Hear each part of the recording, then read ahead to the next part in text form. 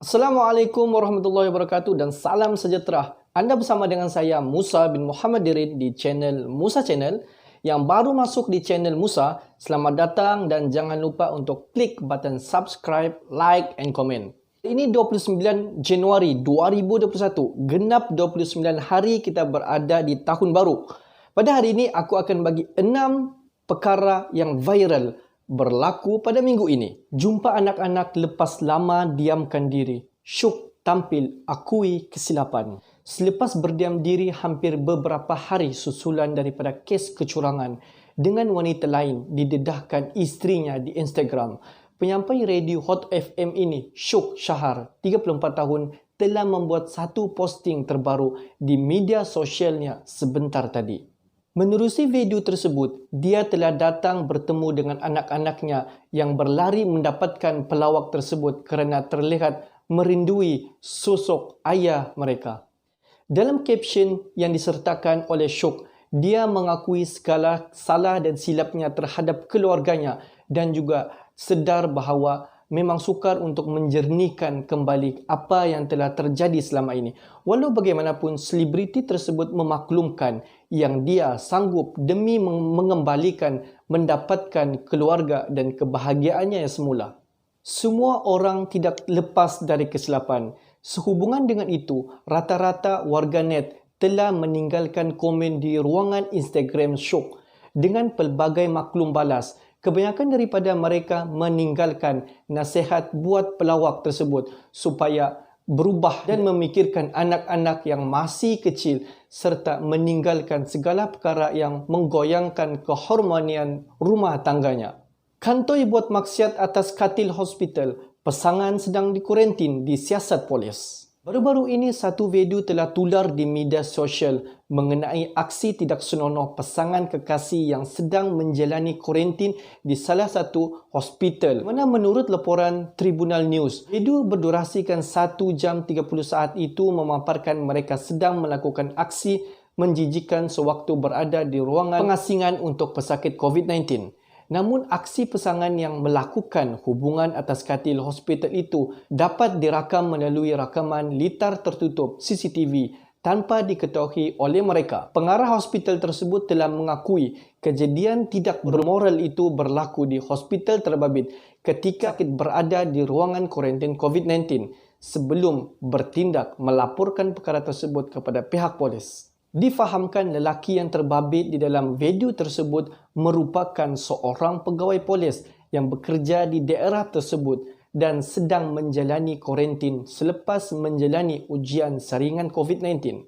Selain itu, 2 kaki tangan hospital yang menyebarkan video tersebut juga ditahan untuk siasatan lanjut kerana telah menyebarkan agenda intim di media sosial. Hulur minuman 2 abang askar patah balik risaukan pacik kelaparan. Hidupan di dunia ini sememangnya penuh dengan cabaran dan penuh dengan dugaan yang diberikan oleh Allah Subhanahu Wa Taala, tetapi setiap dugaan itu pasti ada hikmahnya meskipun sangat berat untuk dilalui oleh seseorang. Menerusi aplikasi TikTok, seorang pengguna bernama yang disembunyikan naik satu video memaparkan situasi sedih yang terpaksa dilalui oleh seorang lelaki warga emas. Di mana video tersebut meraihkan ribuan tontonan itu memaparkan 2 anggota tentera di luar sebuah restoran makanan segera dan menaiki motosikal sebelum memberikan minuman kepada seorang pakcik yang duduk bersendirian di lokasi berkenaan. Pada mulanya, kedua-dua mereka hanya memberikan minuman, namun mengambil keputusan untuk turut memberikan makanan kepada pakcik itu kelihatan yang begitu kepenatan. Kejadian tersebut berlaku di Bayan Baru, Pulau Pinang. Itu sempat dirakam oleh seorang netizen dan turut berada di situ untuk menyaksikan di mana perkongsian video berdurasikan 17 saat itu berkenaan meraih perhatian warganet dan yang memuji kehebatan dan kebaikan dilakukan oleh kedua orang sahabat itu selain daripada turut mendoakan agar pakcik tersebut dalam keadaan baik. Baru nak kenal Islam, kenal Nabi Ahmad Nabil menangis pas join jemaah tabligh. Baru-baru ini tersebar satu video di laman sosial menunjukkan seorang pengacara dan juga pelawak terkenal, Nabil Ahmad, berucap dan berkongsi pengalamannya selepas mengikuti jemaah tabligh selama 3 hari. Video tersebut mendapat perhatian warganet apabila Nabil menceritakan bagaimana perasaannya dan apa ibrah yang diperolehi sepanjang masanya bersama dengan jemaah tabligh berkenaan dengan tujuan dan fokus untuk beribadah. Menerusi video itu, dia menyatakan perasaan terharu kerana pada usia 37 tahun, dia baru mengetahui suasana ibadah, tahajud, qiyamul lail dan sebagainya seperti itu. Pada masa yang sama, Nabil meluahkan rasa kesal dan sedih kerana tidak berbuat demikian lebih awal. Malah turut dilihat menangis dan berkata pada usia yang begitu dia baru ingin mengenal agama Islam dan kenal tentang kisah-kisah Nabi. Bagaimanapun dia turut terharu dan mengatakan bahawa tempoh yang singkat itu juga adalah hari yang paling bahagia kerana dia diberi peluang untuk mengenal Islam dengan lebih mendalam. Siapa yang tidak kenal dengan Dr. Azizan Osman? Ibu mertua meninggal dunia. Azizan Osman dan 31 ahli keluarga lain positif COVID-19. Pakar motivasi dan penceramah perniagaan Datuk Azizan Osman hari ini telah memuat naik pengesahan bahawa dirinya telah dijangkiti wabak COVID-19. Memaklumkan tersebut dimuat naik menerusi media sosialnya dan juga sudah berada di hospital sejak beberapa minggu yang lalu. Dalam perkongsian itu, beliau menyatakan bahawa hampir maut pada 15 Januari 2021 apabila mengalami sesak nafas yang teruk dan doktor memaklumkan bahawa peluang untuknya hidup adalah tipis. Dalam hantarannya di Facebook, Dr. Azizan memberitahu bahawa keluarganya diuji apabila seramai 31 orang daripada mereka disahkan positif COVID-19. Lebih menyedihkan apabila ibu mertuanya menjadi salah seorang yang meninggal dunia disebabkan pandemik maut ini. Menurutnya lagi, mereka semua telah dijangkiti sekitar 7 Januari 2021 apabila menjadi kontak rapat sakit COVID-19. Akhir muat naik itu, Dr. Azizan mengucapkan ribuan terima kasih kepada ahli keluarga, para sahabat dan semua yang mendoakan kesejahteraannya dan keluarga dalam berjuang menghadapi dugaan berat ini. Beliau juga bersyukur masih diberi kesempatan untuk hidup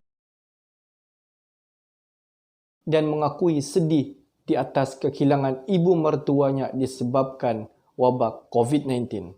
Mahu ke Sabah, Ustaz Abid Liew terharu CEO Mas Airlines tunggu dari subuh di lapangan terbang. Umum sedia maklum bahawa pendakwa terkenal Ustaz Abid Liew sememangnya sangat giat memberi bantuan kepada masyarakat tanpa mengira kaum dan agama di seluruh Malaysia. Baru-baru ini beliau telah menghantar 1000 set makanan dan 100 kerusi roda dan 200 tab belajar dan 75,000 helai penutup mulut ke Sabah. Terharu diberi layanan yang baik dari CEO Mas Airlines. Dalam perkongsian tersebut, beliau memaklumkan akan menyusul beberapa hari lagi untuk ke sana untuk menyampaikan sendiri bantuan kepada mereka yang memerlukan. Menurut pendakwa muda itu lagi, beliau berasa sangat terharu apabila CEO Mas Airlines, Kapten Izham dan manajemen tim telah menunggu ketibaannya seawal subuh lagi bagi memberikan perkhidmatan yang terbaik. Lebih mengharukan apabila Ustaz Abid Liew dan beberapa tim Pertubuhan Kasih Umat Islam telah diberi potongan harga penerbangan yang mereka menaik itu. Sehubungan dengan itu, rata-rata warganet telah meninggalkan komen dan mengucapkan rasa syukur ke atas bantuan yang diberikan oleh Ustaz Abid Liew kepada semua masyarakat. Untuk makluman, misi kemanusiaan kali ini mengambil masa 10 hari dan pendakwa itu pergi ke beberapa kawasan di Sabah seperti di Tawau, Lahadatuk, Kunak dan Semporna. Itu antara 6 perkara yang viral berlaku sepanjang minggu ini.